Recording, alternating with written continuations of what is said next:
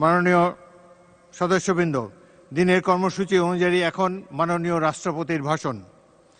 মাননীয় সদস্যবৃন্দ, গণপ্রজাতন্ত্রী বাংলাদেশের সংবিধানের 73/2 অনুচ্ছেদ অনুযায়ী সংসদ সদস্যদের প্রত্যেক সাধারণ নির্বাচনের পর প্রথম অধিবেশনের সূচনায় এবং প্রত্যেক বছর প্রথম অধিবেশনের সূচনায় মহামান্য রাষ্ট্রপতি সংসদে ভাষণ প্রদান করেন। মাননীয় সদস্যবৃন্দ, কিছুক্ষণের মধ্যে গণপ্রজাতন্ত্রী বাংলাদেশের মহামান্য রাষ্ট্রপতি জনাব মোহাম্মদ শাহাবুদ্দিন ত্রয়োদশ জাতীয় সংসদের প্রথম অধিবেশনের সূচনায় ভাষণ প্রদানের জন্য সংসদ কক্ষে আগমন করবেন।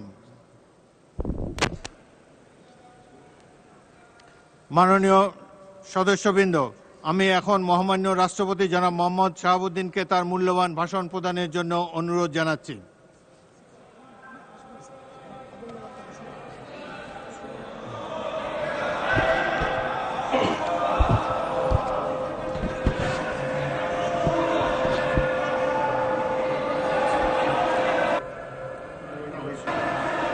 মাননীয়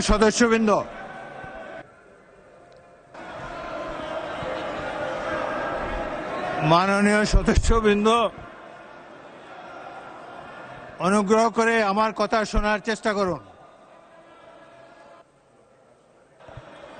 মাননীয়